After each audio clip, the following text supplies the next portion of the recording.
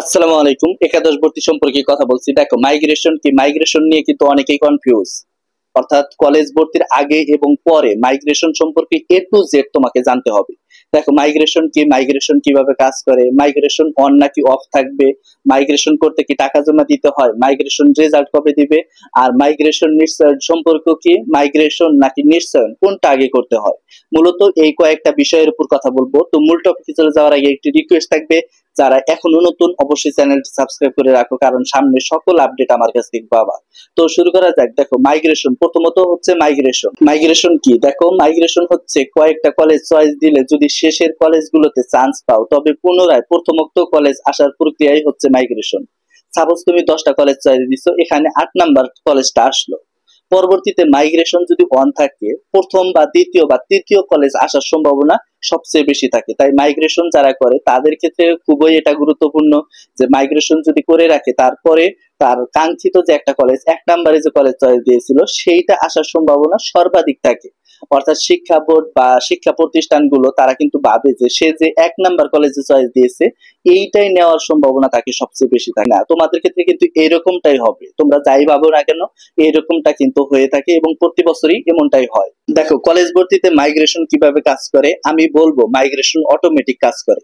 কি জন্য এটা বলতেছি? কারণ মাইগ্রেশন যদি অটোমেটিক কাজ নাই করতো তাহলে শিক্ষার্থী, হাজারো শিক্ষার্থী যারা কলেজ চয়েস দেয় 8টা বা 6টা বা 7টা বা অনেকে 5টা কলেজ চয়েস দেয়, এই 5টা কলেজের মধ্যে সে যদি 5 নাম্বার কলেজ চান্স পায়, পরবর্তীতে মাইগ্রেশনে কিন্তু অটোমেটিক 1 বা 2 নাম্বার কলেজ তার চান্স পাওয়ার সম্ভাবনা থাকে।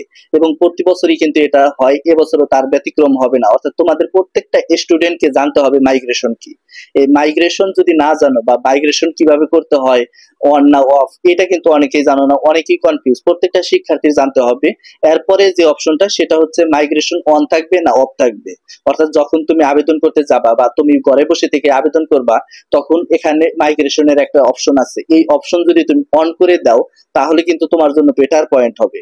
অনেকেই দেখা যায় যে মাইগ্রেশন অনটা অফ করে দেয়, তাহলে দেখা যায় যে তার 1 নাম্বার কলেজ চান্স পাওয়ার সম্ভাবনা খুবই কম থাকে। যদি প্রথম অবস্থায় সে 1 নাম্বার কলেজ চান্স না পায়, পরবর্তীতে যায় সে 1 নাম্বার কলেজ আসে না। কেন আসে না? তার তো মাইগ্রেশন নাই। মাইগ্রেশন রেজাল্ট আসবে কি? মাইগ্রেশন যদি অন থাকে তবেই তো মাইগ্রেশনের রেজাল্ট আসবে। অর্থাৎ তুমি যে কলেজে চান্স পাইলে 8 নাম্বারও পাও আর 5 নাম্বার পাও, সেই 8 নাম্বার বা 5 নাম্বারই তোমাকে পড়তে হবে। মাইগ্রেশন যদি অন না থাকে, সেক্ষেত্রে আমি বলবো মাইগ্রেশন কিভাবে কাজ করে, এটা হচ্ছে অটোমেটিক কাজ করে। অটোমেটিক তারা রেজাল্ট দেয় এবং তোমার কলেজ, ফার্স্ট কলেজ আসবে কিনা এটা অটোমেটিক তারা জানিয়ে দেয়। এরপরে যে গুরুত্বপূর্ণ অপশনটা সেটা হচ্ছে মাইগ্রেশন টাকা জমা দিতে হয় কিনা। অনেকেই ভাবতেছো যে নিশ্চয়ই টাকা যেহেতু জমা দিতে হয়, মাইগ্রেশনের কি টাকা জমা দিতে হয়? মাইগ্রেশনের টাকা আছে? না, কখনোই না।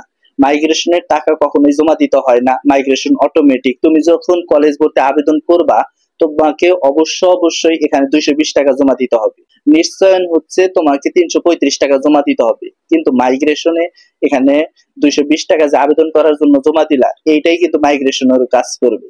সেক্ষেত্রে মাইগ্রেশন অটোমেটিক্যালি তোমাকে রেজাল্ট একটা জানিয়ে দিবে, কোনো সমস্যা হবে না। তো মাইগ্রেশনের রেজাল্ট কবে দিবে? দেখো, অনেকেই ভাবতেছে মাইগ্রেশন রেজাল্ট অর্থাৎ তোমাদের মূল পর্যায়ের যে রেজাল্ট আছে, পর্যায়ের রেজাল্ট বলতে কি, 3টা পর্যায়ে আবেদন করা যায়, প্রথম, দ্বিতীয়, তৃতীয়। প্রথম পর্যায়ে আবেদন করেছো, তার 5 দিন পরে সাধারণত মাইগ্রেশনের রেজাল্ট দেয়, এমনটা কি? না, কখনোই না। তোমার নিশ্চয়নের যখন রেজাল্ট দিবে তার থেকে 5 দিন পরে মাইগ্রেশনের রেজাল্ট দিবে। এখন নিশ্চয়ন হচ্ছে এমন একটা প্রক্রিয়া যেটা তুমি কলেজে চান্স পেয়েছো ওইটা কনফার্ম করা। যখনই তুমি কনফার্ম করবা তখনই কিন্তু মাইগ্রেশনের রেজাল্ট দিবে। আর যদি ওইটা তুমি কনফার্ম না করো তাহলে কিন্তু তোমার মাইগ্রেশনের রেজাল্ট দিবে না। যখনই তুমি ওইটা কনফার্ম করবা তখন কিন্তু পর্যায়ের রেজাল্টটা দিবে। 5 দিনও দেয়, 3 দিনেও দেয় বা 2 দিন পরেও দেয়।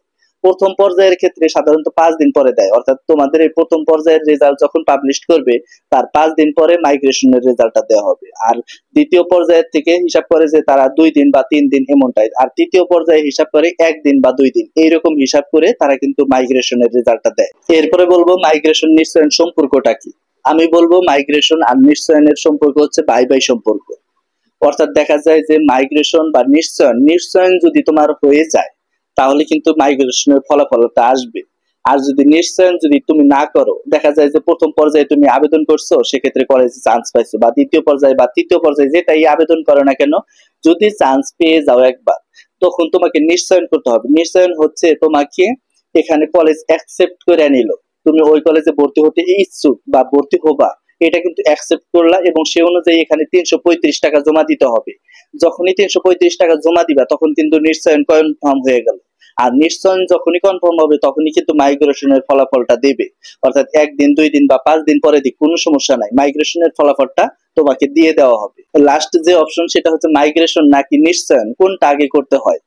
দেখো এই প্রশ্নের উত্তরটা তোমরা দিবা আমাকে, কারণ এটা একটা জটিল প্রশ্ন বলা চলে।